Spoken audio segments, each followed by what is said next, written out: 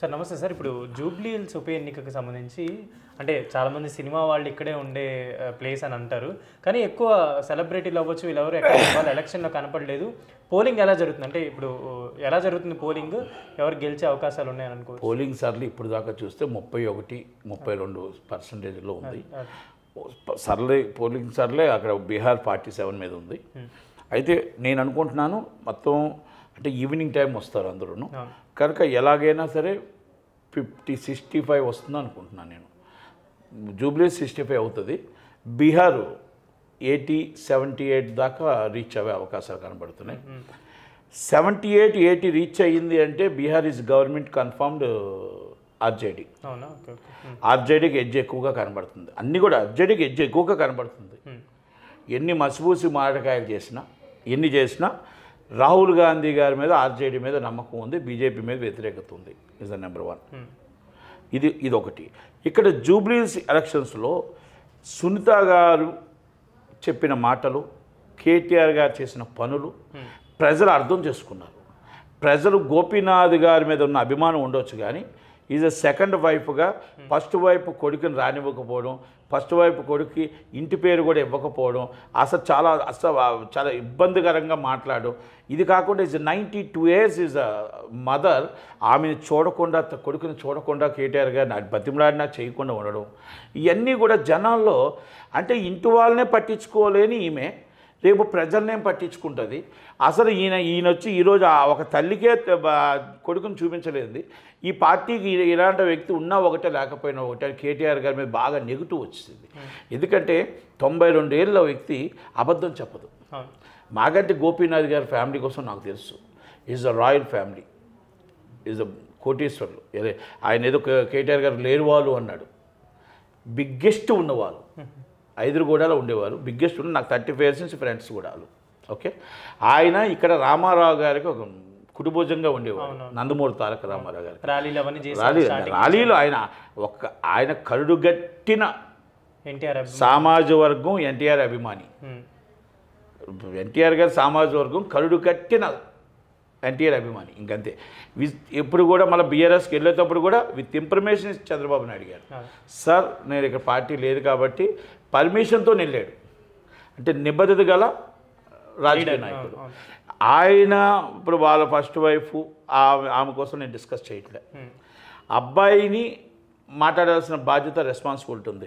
చనిపోయినప్పుడు తల్లి చూడాలి. మీకు వేరే వ్యక్తిగతం ఉండవచ్చు, అది చెప్పాల్సిన బాధ్యత బీఆర్ఎస్ వాళ్ళ మీద ఉంది, బీఆర్ఎస్ వాళ్ళ నాయకుల మీద ఉంది.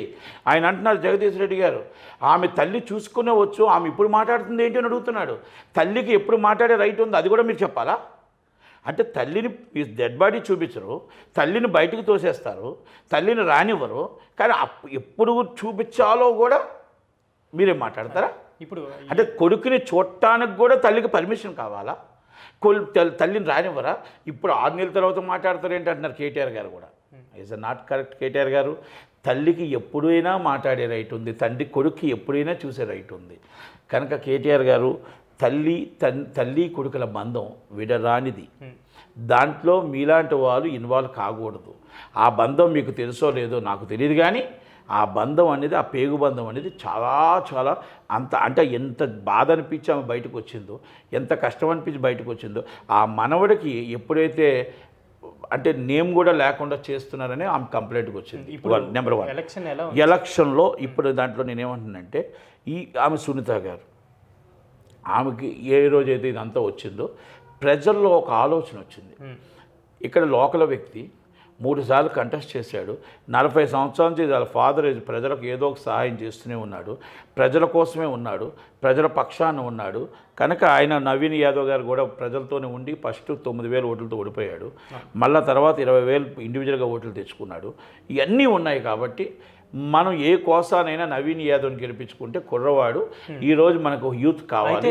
సెలబ్రిటీస్ ఎవరు కూడా ఇప్పుడు ఈ ఎలక్షన్ అక్కడికి వస్తాం. నవీన్ యాదవ్ని గెలిపించుకోవడానికి సిద్ధమై డివిజన్స్ అన్నీ కూడా బోరబండ, రహమత్ నగర్, ఎల్లారెడ్డిగూడ, మధురానగర్ కాలనీ మొత్తం ఇవన్నీ కూడా మాస్ ఏరియా, వెంకటగిరి ఇవన్నీ కూడా 1 side ఓటింగ్ పడుతుందనేది నాకు తెలిసిన సమాచారం. 1 side ఓటింగ్ అంటే నవీన్ యాదవ్ నాకు తెలిసి 40,000 నుంచి 50,000 మెజార్టీతో గెలిచే అవకాశాలు కనబడుతున్నాయి. సెకండ్ ప్లేస్ కూడా బీజేపీ వచ్చే అవకాశాలు కనబడుతున్నాయి. అంటే second or third BJP and BRS చూసుకుంటుంది.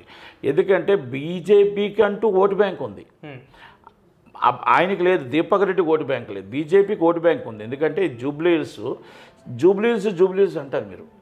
జూబ్లీహిల్స్ అంటే is mass public, Khairatabad is caste public. ఎందుకంటే మీరు ఖైరతాబాద్ నియోజకవర్గాన్ని ఉండే దాంట్లో బైబికేషన్ అయినప్పుడు జూబ్లీహిల్స్ క్లాస్ పబ్లిక్ అంతా కూడా ఖైరతాబాద్లోకి వెళ్ళిపోయింది.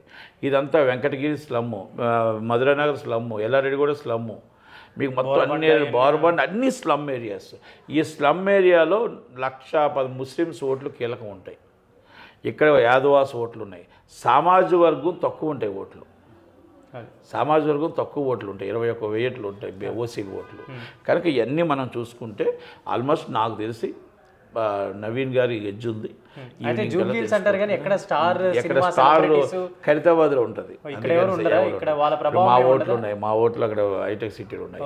ఎవరి కాలు ఉన్న ఓట్లని ఎక్కడికక్కడ ఉన్నాయి తప్ప ఖైరతాబాద్ నియోజకవర్గం ఉండదు. ఇక్కడ ఎవరికి లేవు. ఓన్లీ కార్మికుల వరకే ఉంటారు ఇక్కడ. కార్మికుల దాకా కొంతమందికి ఇక్కడ ఉన్నాయి, కొంతమందికి వచ్చి చిత్రపూర్లో ఉన్నాయి. అంటే అది ప్రకాష్ గౌడ్ గారి ఏరియా. ఓకే, ఇవన్నీ కూడా ఒక డిఫరెంట్ ఉన్నాయి. మనం సెలబ్రిటీ ఓటేస్తే మీకు వ్యూస్ వస్తాయి. మాకు మాస్ పబ్లిక్ ఓటేస్తే మేము గెలుస్తాం. మేము ఆలోచన ఒకటే, సెలబ్రిటీ కోసం మీరు చూస్తారు. మీరు అలా అడగడం తప్పలేదు.